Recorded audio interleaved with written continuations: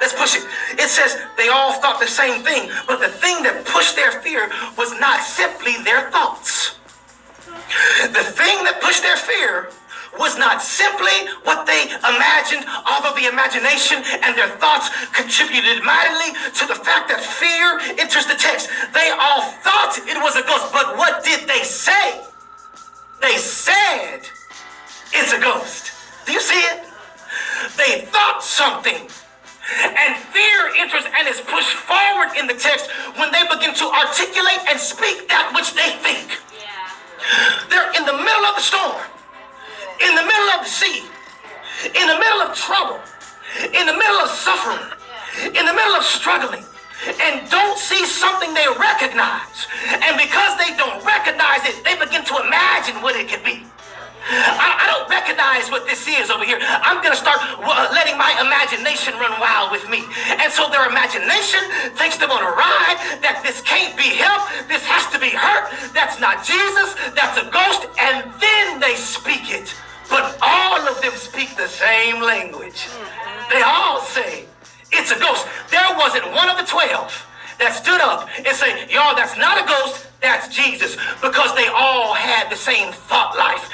And because their thought life was the same, the life that they spoke, life and what death is what in the power of what the tongue.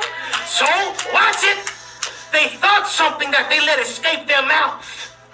And now everybody's in panic because what they thought escaped their mouth. Do you see it now? Watch it. So they began to think that it's a ghost, but then fear gets pushed forward in the text because I didn't just think it, now I said it's a ghost. And so when I said it was a ghost, it confirmed the thought in your head that it's a ghost.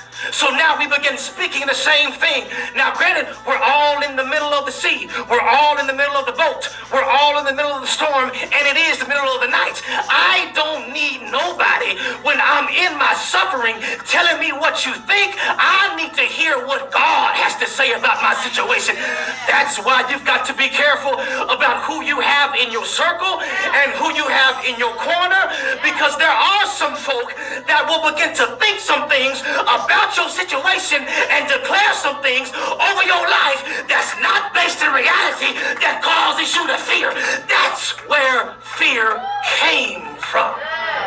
It came from the fact that they had some folk in boat with them that were thinking some things that reassured and confirmed the fact that they're thinking the same thing.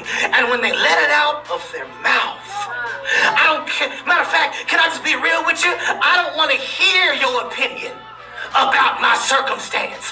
Just tell me what God has to say about it. If I really be honest, I don't care about your opinion about my circumstance. You can give me what you think after I make it out. But while I'm in what I'm in, don't tell me what you think. Tell me what God has to say. That is how we stay unbothered. We've got to have folk in our circle, people in our corner that will not think some things and talk you out of some solutions. Watch it.